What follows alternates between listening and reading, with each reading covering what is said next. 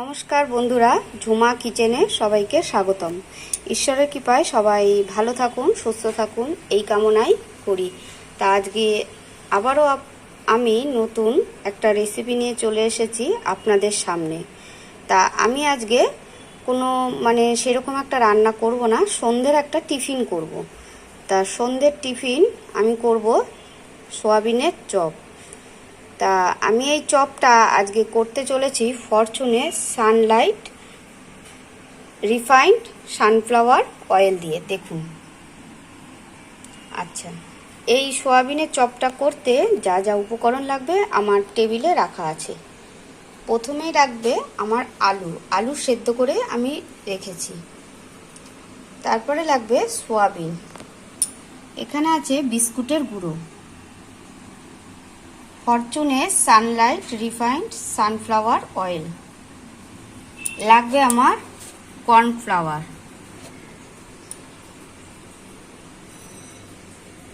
লাগবে চিনি, রসুন কুচি, পেঁয়াজ কুচি, ধনেপাতা কুচি, আর আমি এখানে একটা ভাজা মশলা করে রেখেছি। শুকনো লঙ্কা, জিরে আর ধনে শুকনো কড়াইতে টেলে গুঁড়ো করে রেখেছি, হলুদ, নুন আর কাঁচা লঙ্কা কুচি। তা ভিডিওটা প্রথম থেকে শেষ অবধি আপনারা দেখতে থাকুন আর আমার সঙ্গে থাকুন। আলুটাকে আমি ভেঙে নেব, এইভাবে আলু সিদ্ধ মাখার মতো এইভাবে ক্রাশ করে নেব। দেখুন, আলুটা আমার মাখা হয়ে গেছে। আমি সয়াবিনগুলোকে কাঁটা চামচের সাহায্যে এইভাবে একটু ছিঁড়ে ছিঁড়ে নেব। এই যে এইভাবে একটু ছিঁড়ে নেব, আমি গোটা দেব না। দেখুন বন্ধুরা, আমার সয়াবিনগুলো ভেঙে দেওয়া হয়ে গেছে। আমি আপনাদের কাছে ক্ষমা চাইছি, একটা জিনিস আপনাদের দেখাতে ভুলে গেছি। আমি ডিমটা দেখাতে ভুলে গেছি। লাগবে আমার দুটো ডিম, দুটো আমি দেখাচ্ছি, হয়তো একটাই লাগবে।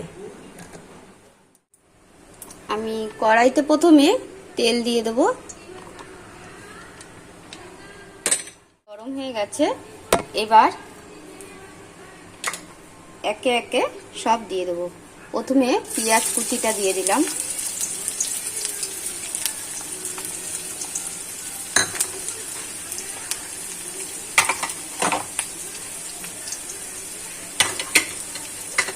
তারপরে দিয়ে দেবো রসুন কুচি, দিয়ে দেবো লঙ্কা কুচি। আমি এখানে 3টে কাঁচা লঙ্কা দিয়েছি, যে যেরকম ঝাল খাবেন সে সেরকম দেবেন।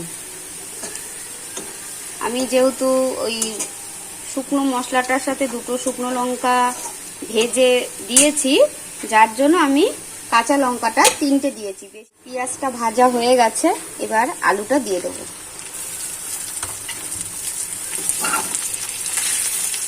নুন দিয়ে দিলাম, দিয়ে দেবো একটু হলুদ,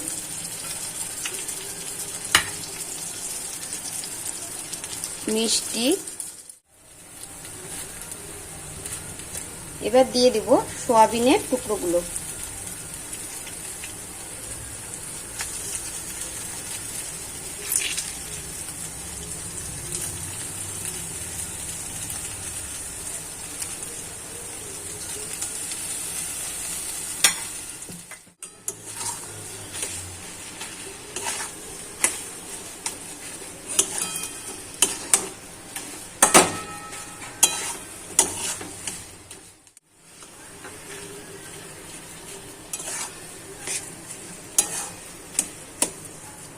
এবার দিয়ে দেবো এই যে ভাজা মশলাটা করে রেখেছিলাম, এটা দিয়ে দেবো।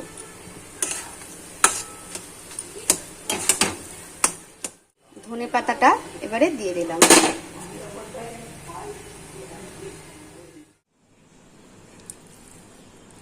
এবারে আমি আলু মাখাটাকে এইভাবে একটা শেপ করে নিয়ে আসি।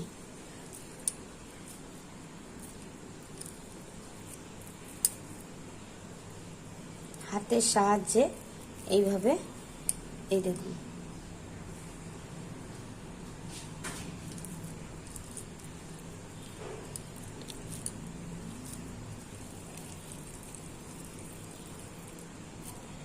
একটা আমি এইভাবে গোল মতো করে নিয়ে আসবো।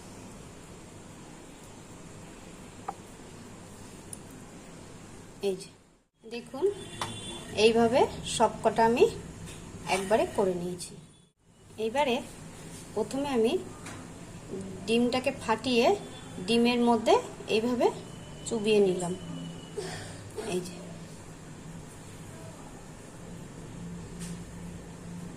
তারপরে বিস্কুটের গুঁড়োর মধ্যে এইভাবে দিলাম।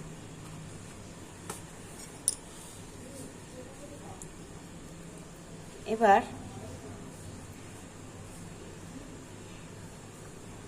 কর্নফ্লাওয়ারের মধ্যে চুবিয়ে নিলাম। চুবিয়ে আবারও আমি বিস্কুটের গুঁড়োর মধ্যে চুবিয়ে নিলাম।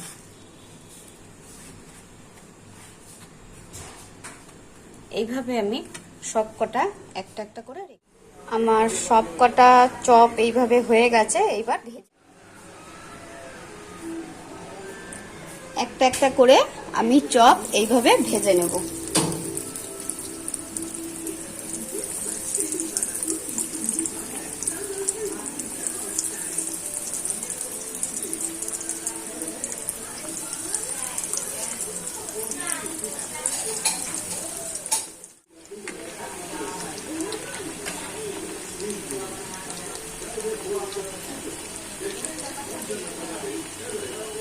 এরকম উল্টে পাল্টে ভাজতে হবে, তারপরে লাল লাল করে।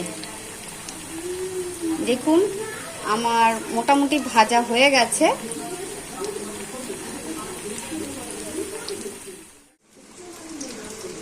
আমার সোয়াবিনের চপটা রেডি হয়ে গেছে। কেমন হয়েছে আপনারা একটু কমেন্ট করে জানাবেন।